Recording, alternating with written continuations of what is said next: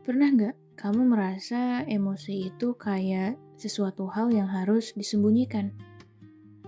Sedih dikit, dibilang kurang iman. Capek dikit, disuruh bersyukur. Seolah-olah menjadi manusia yang beriman berarti nggak boleh merasa. Padahal konsepnya nggak kayak gitu. By the way, kalau kamu baru nemu channel ini, kenalin aku Sora. Di sini aku bikin ruang kecil buat ngobrol pelan-pelan tentang hal-hal yang membuat kita bertumbuh bersama.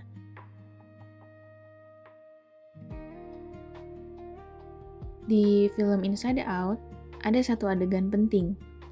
Joy, emosi bahagia, berusaha keras menyingkirkan sadness, emosi sedih.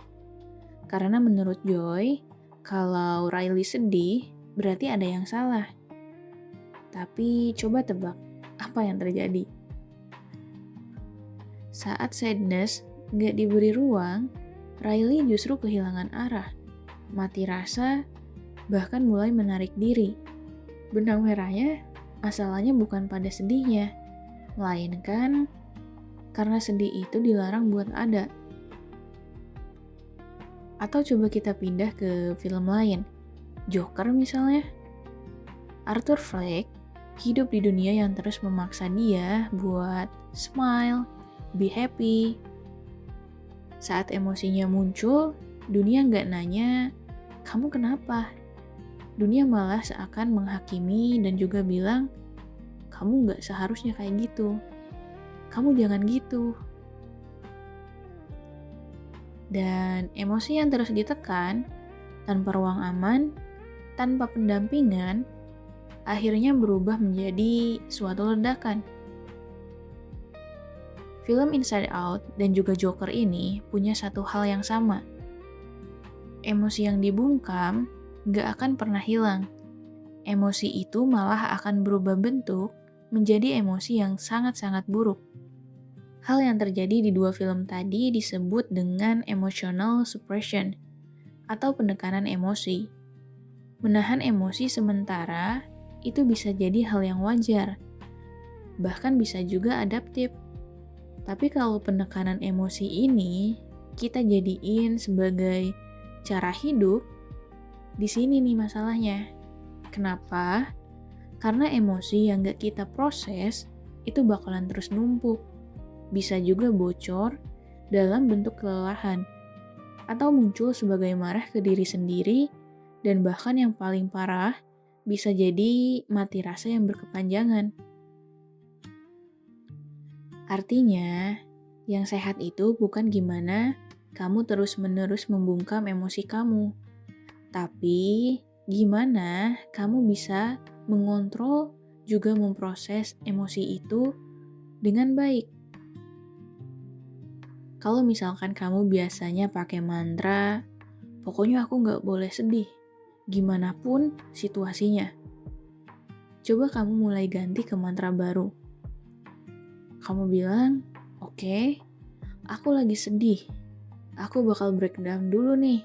Sedih ini muncul karena apa aja. Ini nanti bakalan berpengaruh kemana aja. Terus, selanjutnya aku harus gimana? Jadi, kamu butuh untuk jeda sebentar, lihat dulu, pahami dulu, terus selesaikan. Jangan sampai berlalu gitu aja seakan gak terjadi apa-apa. Ini kayak nipu diri sendiri dan lagi nyiapin kesedihan yang bakalan lebih besar di waktu yang akan mendatang. Tapi nih ya, mayoritas kita itu hidup di lingkungan yang gak terlalu baik. Dan menurut aku, ini adalah salah satu masalah yang besar. Di masyarakat kita, emosi itu sering dibungkam dengan kalimat religius. Kamu tuh kurang iman. Mungkin itu karena dosa kamu. Jangan gitu. Harusnya kamu bersyukur. Sebenarnya kalimat ini sering terdengar benar, tapi juga sering salah waktu, salah fungsi. Dan biasanya dari sini kegelisahan itu muncul. Apakah agama memang mengajarkan manusia untuk menekan perasaannya? Jawabannya jelas dan juga tegas. Enggak, itu persepsi yang salah banget. Kalau di Islam, Nabi Muhammad SAW adalah panutan bagi umatnya.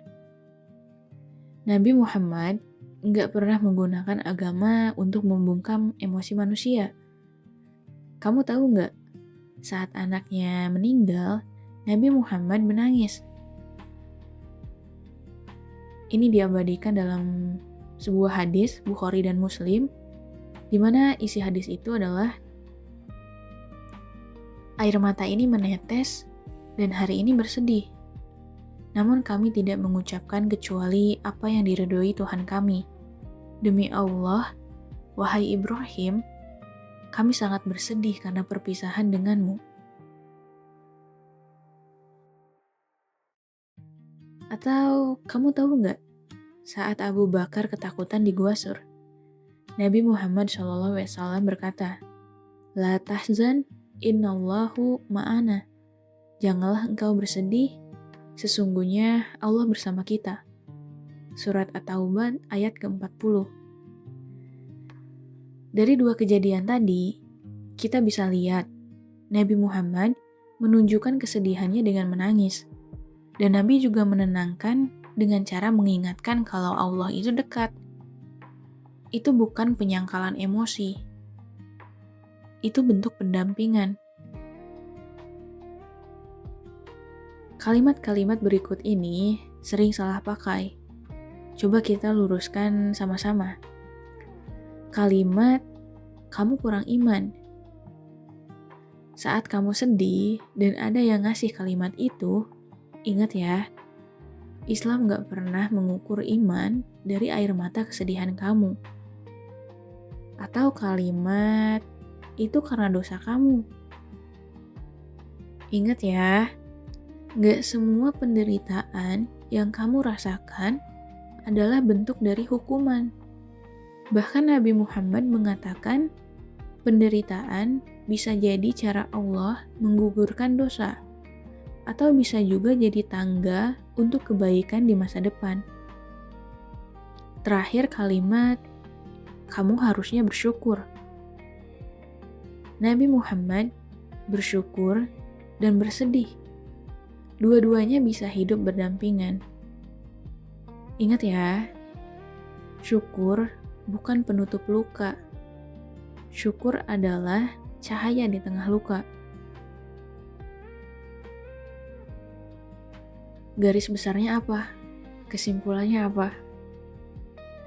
Kesimpulannya adalah emosi perlu diproses, bukan ditekan. Kamu bisa rasain emosinya, tapi jangan hancur karenanya. Kalau kamu mau nangis, gak apa-apa, nangisin aja. Tapi jangan sampai putus asa ya. Mungkin yang kita butuhkan bukan iman yang memarahi emosi, tapi iman yang menemani emosi kita. Nah, itu tadi pembahasan kita kali ini.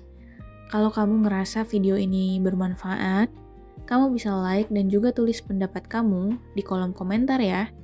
Dan jangan lupa untuk subscribe, biar kamu gak ketinggalan obrolan hangat lainnya. Sampai bertemu di video berikutnya dan bye!